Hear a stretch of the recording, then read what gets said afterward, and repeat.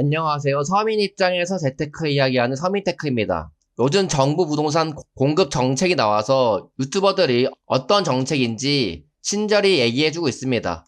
한마디로 얘기하면 공급 많이 한다는 얘기는 빈 껍데기일 뿐이고 의미 있는 아파트 공급은 10년 평균보다 20% 이상 적게 공급될 것이고 규제는 더 심해질 거라는 것이죠. 어차피 문재인 정권 때 민주당이 정권을 잡으면 어떤 부동산 정책을 펼지 안 봐도 비디오였지만 이번 정책도 역시나 예상대로였습니다.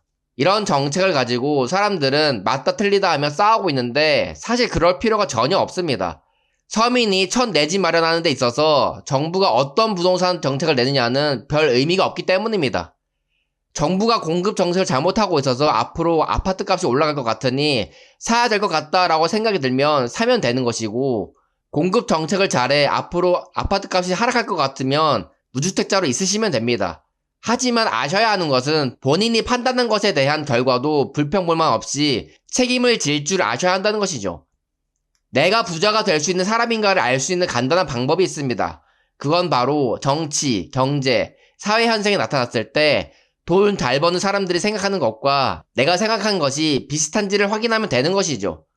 저는 부동산으로 돈 많이 버는 사람들이 말하는 것처럼 민주당이 집권하면 서울 집값이나 철도 호재가 있는 수도권은 상승할 거라고 생각해요. 그래서 저는 사회적으로는 안 좋은 현상이지만 저 개인적으로는 상관없다는 마인드입니다.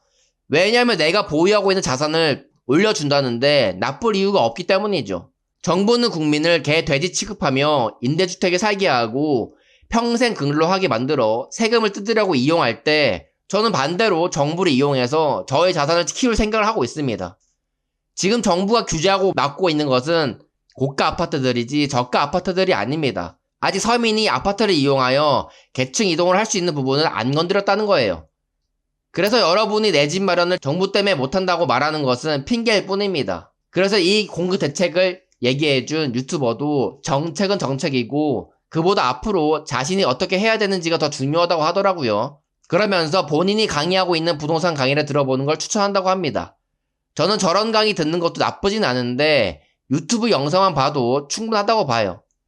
저런 유료 강의 듣는다고 해서 특별한 걸 얻을 수 있는 게 아닙니다. 그냥 책 한 번 읽듯이 듣고 싶다거나 이 강의자분에게 후원하고 싶은 마음으로 강의를 듣는 건 괜찮지만 저거 듣는다고 돈 버는 거 절대 아닙니다. 그래서 제가 내 집 마련 어떻게 해야 될지 간단하게 설명해 드릴게요. 첫 번째는 웬만하면 실거주하지 말고 전세 끼고 집을 매수하셔라 합니다. 사람들이 내 집 마련을 하고 싶어하는 가장 큰 이유는 돈 벌기 위해서입니다. 투자는 최대한 적은 금액으로 큰 수익률을 얻는 것이지 거주의 행복을 느끼기 위한 것이 아닙니다. 여러분이 내 집 마련으로 거주의 행복을 느끼는 만큼 그만큼 돈을 못 벌 수밖에 없습니다. 왜냐하면 실거주가 전세 끼고 매매하는 것보다 훨씬 돈을 비효율적으로 굴리는 것이기 때문이죠. 그리고 무조건 좋은 물건을 사려고 하지 마시고 10년 저축해서 부동산을 살 수 있을 만큼의 금액대를 매수하셔야 합니다.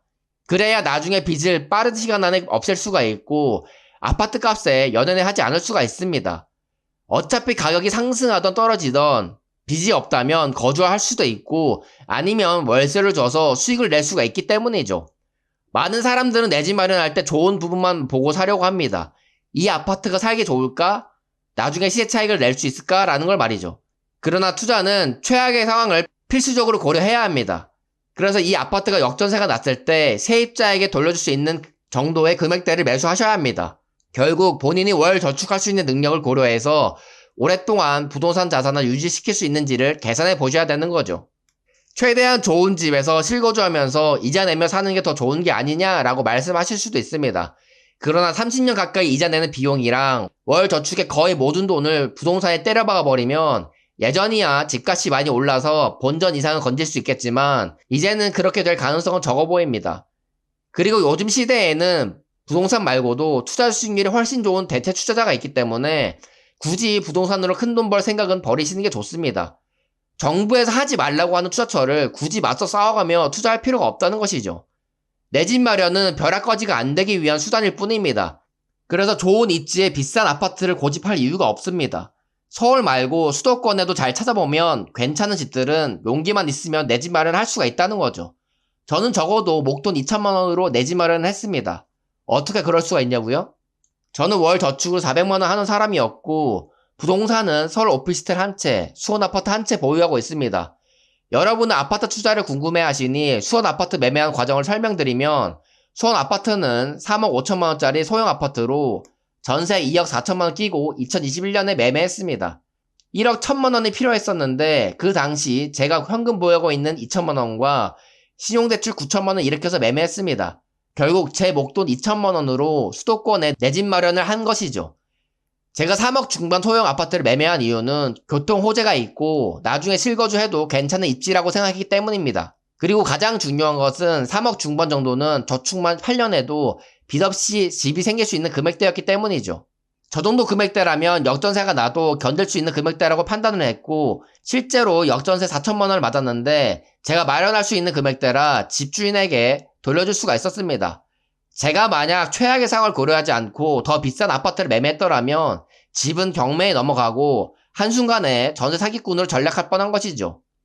그래서 부동산 투자의 결론은 집값이 어떻게 되던 장기 보유를 할 수 있는 분수에 맞는 감당 가능한 집을 매수해야 된다입니다. 내 집 마련을 못하는 것은 정부 정책 때문이 아닙니다. 여러분의 재정 상태와 용기 부족이 문제인 것이지 아직은 내 집 마련할 수 있는 기회는 얼마든지 있다고 생각해요. 그러나 결국 시간이 더 지나면 수도권 집도 비싸져서 못 사는 경우도 있을 거예요. 왜냐하면 다른 외국 선진국들은 다 전세가 없어지고 월세화 되었고 집값은 비싸져서 서민이 집을 사는 건 꿈도 못 꾸는 세상이기 때문이죠. 그래서 어차피 우리나라도 그렇게 되는 세상으로 갈 수밖에 없습니다. 왜냐하면 월세 가격만 보더라도 2021년엔 보증금 1천만 원에 월세 75만 원 하던 집이 지금은 보증금 1천만 원에 월세 90만 원으로 상승했기 때문이죠. 물론 정부 정책으로 인해 이런 현상이 가속화될 수는 있습니다. 그러나 정부 정책이 잘못되었다고 투덜투덜 한다고 달라지는 건 없어요. 그러니 하루라도 빨리 무리가 가지 않는 내 집 마련을 하셔서 인플레이션에 대비할 수 있는 사람이 되시길 바랍니다. 영상은 여기서 마치겠습니다. 감사합니다.